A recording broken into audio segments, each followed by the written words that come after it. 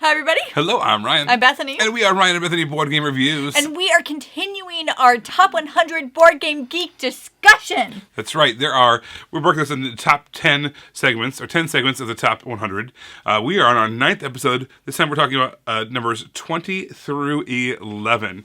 Also, because this list is always changing as things get, It's a fluid, active list. Exactly. So this is we basically printed off the list back in early March, and we're going off of that and discussing all the changes that happened since then. And, of course, things have already changed a little bit. But we're just discussing how it looked exactly as a snapshot in early March. Just so we can talk about it. All right, let's get started. And number 20 is Brass Lancashire.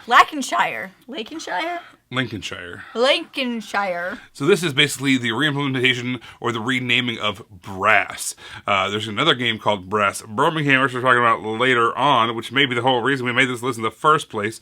But Brass, aka Brass Lancashire, is it's a route building, train building style game. It is one of those kind of classics from Martin Wallace. I've played this game a couple of times, and it is a heavier, thinkier game, but man, it's one of those classic, market train style games I think that everyone should play.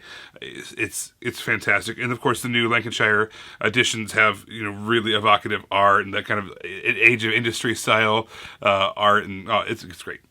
Number 19 is Seven Wonders Duel, and this is the 2-player version of Seven Wonders, which was on earlier on the list, which is awesome. It's great. This game is really funny to me because I've heard people say that they love Seven Wonders Duel but hate Seven Wonders, or that they love Seven Wonders but they hate Seven Wonders Duel, except for Ryan, who loves both. But I hear this polarizing because they are. It's still the same idea. You're still building your tableau, but it's different at the same time. This definitely deserves. It's different enough for it for both of these games to be on. They're completely different games in terms of the drafting of cards. That being said, I was blown away with how good of a job they did making it. You're still having the same kinds of scoring. The scoring is going to be very similar to regular Seven Wonders, but the way that you drafted the cards was completely different. They pulled it off incredibly. It's great. I love them both. And I have heard a lot of people say that Seven Wonders is not for me, but Seven Wonders Duel is awesome. It's one of the best 2-player games ever, which by the rankings is true. Yeah, it's that meme. Yeah. Without any context,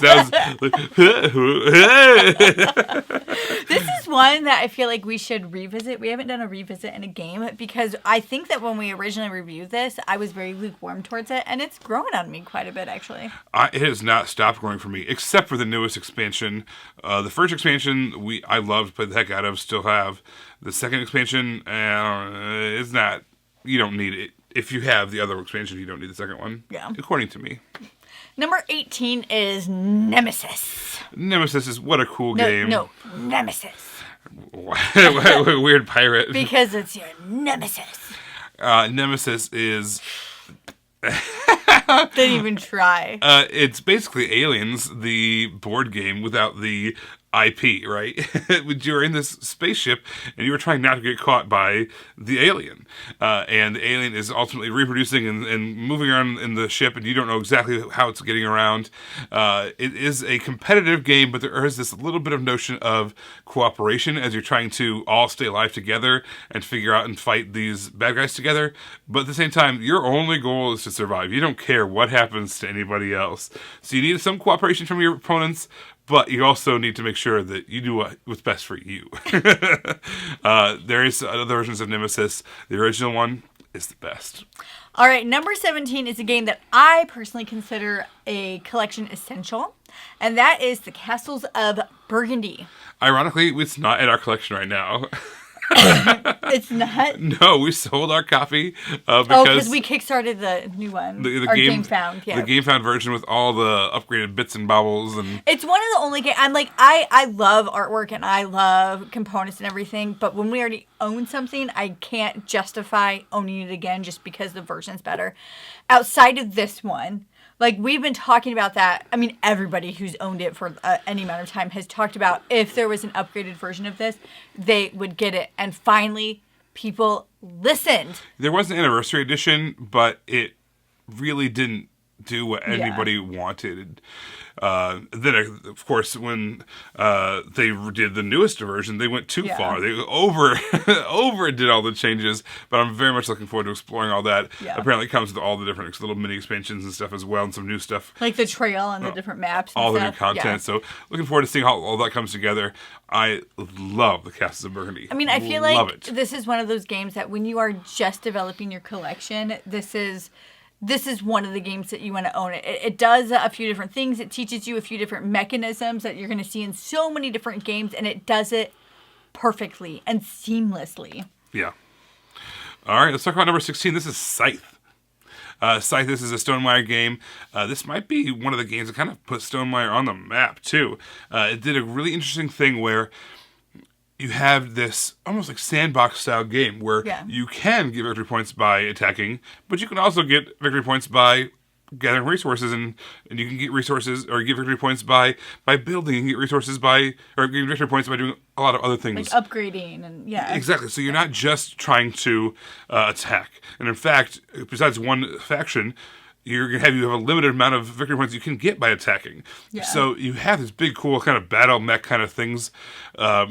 But at the same time, it's not all about attacking, and I love playing it as a kind of a Euro game. Didn't the artwork inspire the game? Yes, the artwork existed before the game, and then seeing all this kind of this reverse, what was it called, alternate history art. It was like it inspired the actual game itself. So I think it's a very cool thing. And people talk about this game all the time still. People play this game all the time still. This would be one that if it wasn't in the top 20 or 30, I would have been absolutely shocked and felt like somebody passed somebody money somewhere. Because, I mean, it's not even a game that I ever like gravitated towards. It's definitely not one of my favorite games, but it definitely deserves a spot on here, I think. Yep. All right, number 15 is Great Western Trail. Great Western Trail. This has got some deck building elements to it as you are, gathering up all these different cattle, and you are trying to have the best variety of cattle as you're moving around the board.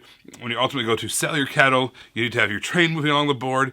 You're yourself moving around this track. There's a lot of moving pieces, literally and figuratively, in this game. There is just it's a heavier one. It's a pretty involved game, and it's a lot of fun. When you play this game, I would suggest play with someone who knows it about as well as you do. You're both fairly new to it. If you play with someone who knows what they're doing, they're going to run circles around you, and you're going to end up bankrupt the whole time, very frustrated, not having a lot of money. It's still a cool game, but if you can play it with someone who's more at your level of experience with this game, you're going to have a lot more fun, and then you can get better and better from there. All right, number 14 is Twilight Struggle, and this is one of those games where I kind of feel like not a real gamer because I've never played it. I think you're fine. I've played it for you, so you didn't have to play it. Okay, I took the bullet for you. Thank you. I do not like this game.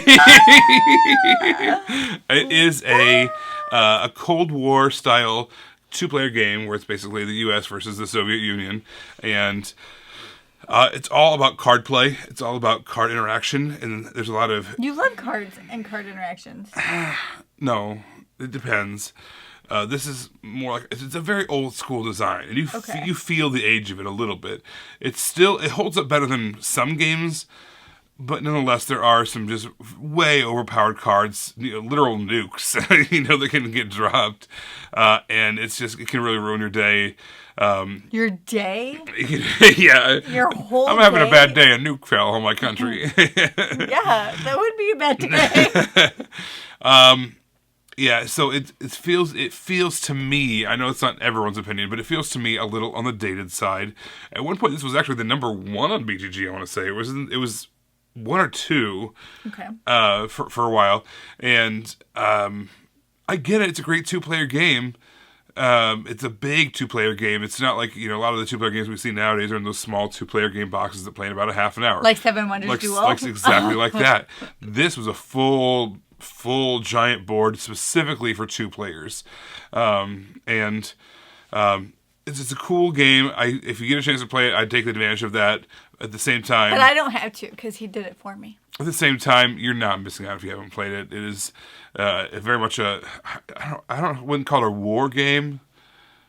but it's kind of a war game style thing going on. So, I don't know. Twilight Struggle, for what it's worth. Okay, number 13 is Through the Ages, a new story of civilization. Because the other Through the Ages was also here. Previously in the top 100 as well. So this is the second edition, more or less, of Through the Ages. No, it's not second edition. It's a new. It's a new story. It's the same dang game. It's a new story. It's the same game. It's just got slightly different box art. It's new box art. It's new. It is It's new. not slightly different. It's new box art. Yeah, this is it's a Civ style game where you're going through and you're building your civilization. It's a new Civ. Okay, I'm done. I'm done. Please be done. I definitely went past the rule of 3. Yeah, I was ready to okay, I'm gonna finish this video by myself. This new video by himself. Oh boy, you're sitting on the couch. I am really done. I promise. It's a Civ style game where you are basically going through a timeline, and you have 3 ages where you're going to try to get different leaders over country. You are going to get different technologies that you're going to grow. You're going to advance your technology and your resources and your farming capabilities. And also, there's a war, a battle component to this, so you have to kind of up your battling as things go on. You're going to start with simple sword guys and bow and arrow, and then eventually get up to full-on air, combat air fighters and stuff like that as the game kind of gets to its conclusion. So, this game to me overstays its welcome a little bit, but at the same time, it's a fun game, does it bring you any type of new joy in your life? No, it does not. If I never played this game again, I'd be okay. Whoa. But it's really high. And you felt that way about Twilight Struggle. I guess my thoughts do not line up with the BGG thoughts. With the gaming community as a whole. I think... Hot take by Ryan. Hot take. Ooh, it's a new hot take. Both Twilight Struggle and Through the Ages, if they came out today, wouldn't make a splash. Wouldn't be as high as they are. These are holdouts. Because they are older games, older designs, these rankings got made forever ago, 10, 15 years ago, and they're still just there. They're still showing those 10 rankings, those 9 rankings that have been there. If these games count today, we wouldn't even hear about them. They wouldn't even be impressive. They'd be, this game needs to be streamlined. Stuff like that. Yeah. Let us know if you agree with Ryan's hot take in the comments below. Ooh, it's going to be spicy. All right, number 12 is Dune Imperium. I like Dune Imperium. Yay! Hey! Side note, if any of you guys have read the series, can you let me know in the comments below if it's worth reading? My reading time is limited, but I'm very interested in this. But I think it's 5 books, and it's a gazillion pages. So if you've read it, let me know in the comments below if it is worth my time.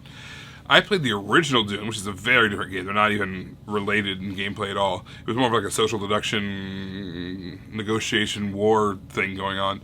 A survival game. And I played it with people who knew the books really, really well. And they were talking about how this clan does this because of this, and this, and then this. And they were all referencing all these names and places and plot points. All was whoosh, way over my head. However, Dune Imperium is just a worker placement style game, and it does not give me those overly convoluted plot things. It's just a worker placement style game where you are trying to get the most points. It's also a deck builder at the same time. It's a deck building worker placement game. That's why you like it. I like deck builders. I like worker placement. Yeah. There's some combat, but the combat is not detrimental. If you lose combat, it's not like you're out of the game. If you win combat, it's not like you automatically win the game. There's a little bit of blocking, and there's certain tracks you want to go up on. It's a very interesting game. I really enjoyed Dune Imperium. I wish we owned this one. I've played it 3-4 times, but yeah, I wish we owned it so I could play it with you. Yeah, well, if I read the books and they're awesome, then we might have to... All right, go to the comments, tell her they're great. Don't do that. Only do it if it's true. I have limited reading time. All right, so we're finally at the end of this section, and this is number 11, and this is Gaia Project. Gaia Project, I'm actually playing a game that's online right now. I barely know what I'm doing, because it is a re-implementation of Terra Mystica, which is a game I also barely know what I'm doing in that game. We talked about that on our last episode.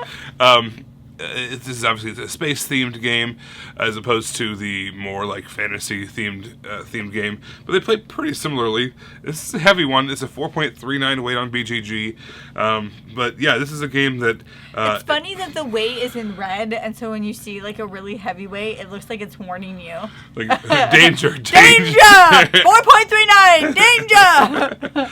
Yeah, this is again. I barely know what I'm doing in this game. It's pretty heavy. I've never had a good teach of it either, so I need to sit down and read the rulebook. I got to get a better handle of it. But that being said, I've heard a lot of people talk about it. Seen a lot of people playing it. I have no problem with this game being ranked high because it's one of those ones that deserves it. Yeah. All right, everybody, thank you so much for watching this list. Let us know your thoughts on these games in the comments below. We want to hear from you. We like hearing from you. It's like our favorite part of doing these videos is hearing from you. So please leave a comment down below. Until then, you can find us in all of these places. You guys, we're coming up on the #1 episode of this list, talking about the top 10 of the BGG of all time. Am I going to have some more hot takes? Yes. We're going to find out. Okay. Bye, everybody.